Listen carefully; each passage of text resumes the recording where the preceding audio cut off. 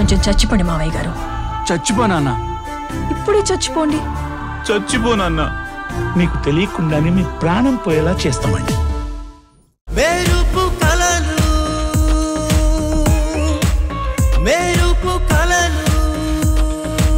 Actually మేము దొంగలం కాదు sir. ఏంటి, మీ అక్క జీవితాన్ని కాపాడుకోవడానికి ఇక్కడికి వచ్చారా? ఇది టీవీ ఛానల్ ఆఫీస్. మీ అక్క జీవితానికి దీనికి సంబంధం ఏంటి? సరిగ్గా చెప్పండి, ఏంటి విషయం? మా బావ గవర్నమెంట్ ఆఫీస్లో సెక్షన్ ఇన్ఛార్జిగా పనిచేస్తున్నాడు. ఈ మధ్య డ్రగ్స్ ఎక్కువగా తీసుకుంటున్నాడు. దానికి ఎవరో మీ ఛానల్లో కంప్లైంట్ పెట్టారు.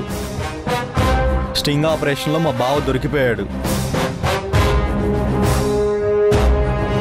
దానికి సంబంధించిన ఫుటేజ్ ఈ ఆఫీస్లో ఉందని తెలుసుకున్నాం. మమ్మల్ని వెళ్ళి దొంగతనం చేసుకుని తీసుకురమ్మని మా బావ చెప్పాడు.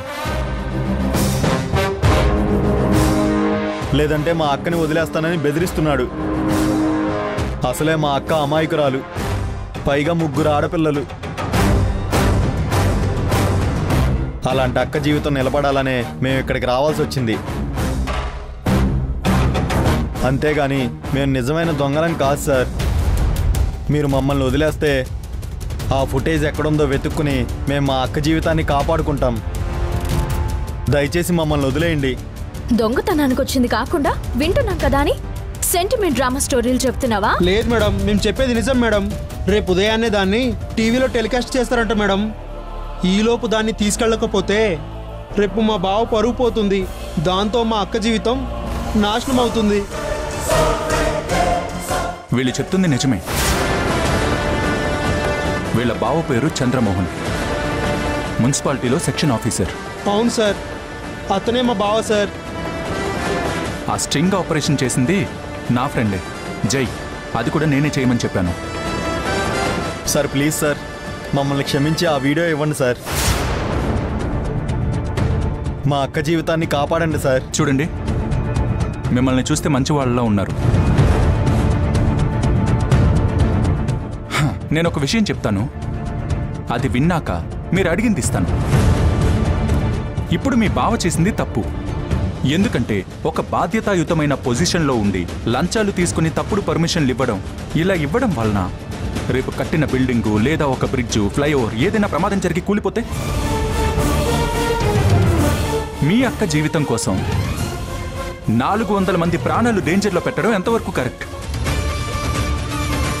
మీ బావకి గవర్నమెంట్ మంచి జాబ్ ఇచ్చి, మంచి శాలరీ ఇచ్చి, సమాజంలో మంచి స్థాయినిస్తే దాన్ని మంచి కోసం ఉపయోగించకుండా స్వార్థం కోసం వాడుకోవడం కరెక్టా? రేపు మీ బావిచ్చిన పర్మిషన్ వలన మీ ఇంట్లో వాళ్ళకి ఏదైనా జరగరాంది జరిగితే మా బావే కదా అని ఊరుకోగలుగుతావా? మీరు చెప్పింది నిజమే సార్. మా బావ వల్ల ఏ ఇంట్లో నష్టం జరిగినా మేము తట్టుకోలేము. అలాగే ఎవరికి జరిగినా నష్టం నష్టమే కదా సార్. కానీ వీడియో తీసుకెళ్ళకపోతే మా అక్క పరిస్థితి ఏంటి సార్? అలా బ్లాక్మెయిల్ చేస్తున్న బావని ఎన్ని రోజులు ఇలా భరిస్తారు? తప్పులు ఆయన చేసి శిక్ష మీకు మీ అక్కకి ఇవ్వాలనుకుంటున్నాడంటే అతను ఎంత పెద్ద ఎదవో మీకు అర్థం కావడం లేదా? ఈరోజు మీరు వీడియో తీసుకెళ్లి అతన్ని కాపాడితే రేపు ఇంకా పెద్ద నేరాలు చేసి దాన్ని మిమ్మల్ని ఒప్పుకోమని బెదిరిస్తాడు. ఒప్పుకుంటారా?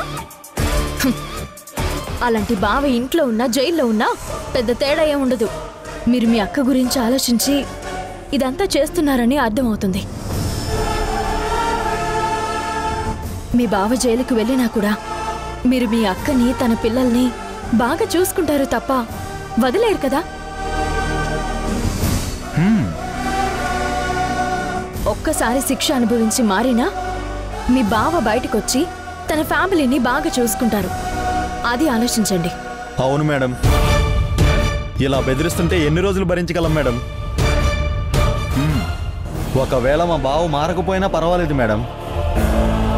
మా అక్క కోసం దొంగతనానికి సిద్ధపడిన మేము బావ లేకపోతే చూసుకోలేమా? బ్రహ్మాండంగా చూసుకుంటాం మేడం. Very good.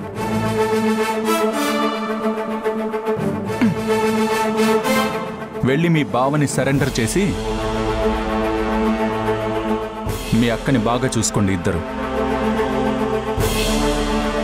చాలా థ్యాంక్స్ సార్. ఈరోజు మా అక్క మీద ప్రేమతో బావ మీద భయంతో కళ్ళు మూసుకుపోయిన మాకు కళ్ళు తెరిపించారు సార్.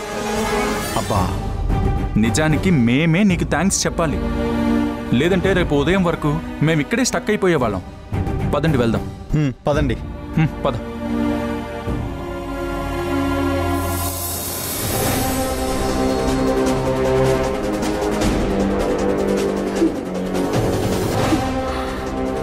సంగీత, నువ్వు వెళ్ళి పడుకోమ్మా.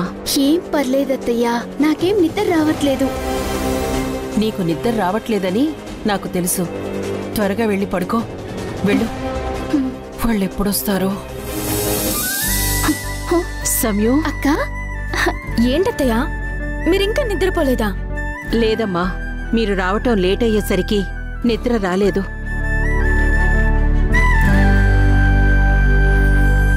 అందుకే మీకోసం ఎదురు చూస్తూ ఉన్నాం. ఎందుకత్తయ్య ఎదురు చూడ్డాం? మేమేమైనా చిన్నపిల్లలమా తప్పిపోవడానికి?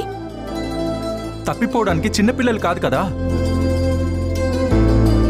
నీ మేనకోడలు మాత్రం చిన్నపిల్లే. నేనేం చేశాను? ఏం చేసావా? అమ్మా, ఈరోజు వర్క్ ఎప్పుడో అయిపోయింది. కానీ నీ మేనకోడలు చేసిన ఒక తింగరి పని వల్ల మాకు లేట్ అయింది. నేనేం తింగర పని చేయలేదు. అదంతా నీ వల్లే జరిగింది. హలో, నేను నిన్ను జాగ్రత్తగా కారులో కూర్చోమని చెప్పాను. సర్లే అని చెప్పి ఏదో అవసరానికి కారు దిగావు. వచ్చే ముందు కనీసం ఫోన్ తీసుకురావాలి అని తెలీదా? నేను ఫోన్ తీసుకురాలేదు సరే, మరి నువ్వెందుకు తీసుకురాలేదు? ఇదంతా నీ వల్లే జరిగింది. హలో, నేనేం చేశాను? అన్ని నువ్వే చేసావు. మనం షూట్ చేసిన ఫుటేజ్ మనం రేపు కూడా ఆఫీస్ లో కాపీ చేయొచ్చు.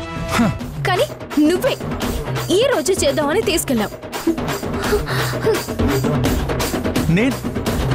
అమ్మా, ఆహా, చివరికి లేట్ అవ్వడానికి నాది తప్పని ప్రూవ్ చేయడానికి ఫిక్స్ అయిపోయి ఉన్నావు కదా.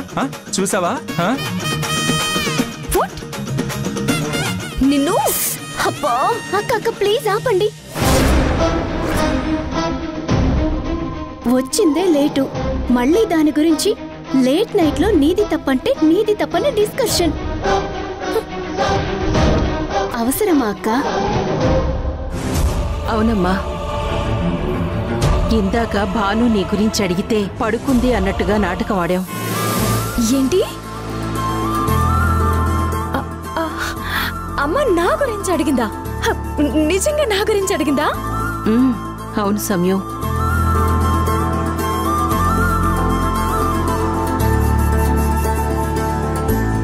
ఏంటి, ఇంకా మీ అక్క రాలేదా? అక్క ఎప్పుడూ వచ్చి భోంచేసి పడుకుండిపోయింది. సరే పద, వెళ్ళి చూద్దాం. ఈరోజు రాగానే భోంచేసి పడుకున్నావు. నాతో అసలు కబుర్లు చెప్పనే లేదు.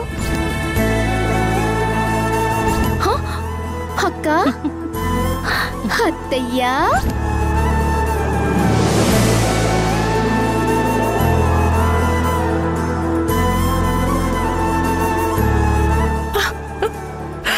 వావ్, నిజంగా మీరు కూడా మాలాగే ఆలోచిస్తున్నారు అత్తయ్య. హలో, అమ్మ వాళ్ళు మనలా ఆలోచించడం లేదు, మనమే అమ్మ వాళ్ళ ఆలోచనల నుండి బయటకొచ్చాం. సరే సరే, మళ్ళీ భాను లేచింది అంటే పెద్ద యుద్ధం స్టార్ట్ అవుతుంది. అవును, అది రేపు ఉదయం వరకు కూడా పూర్తవదు. పదండి పడుకుందాం. పదండి. సరే పద.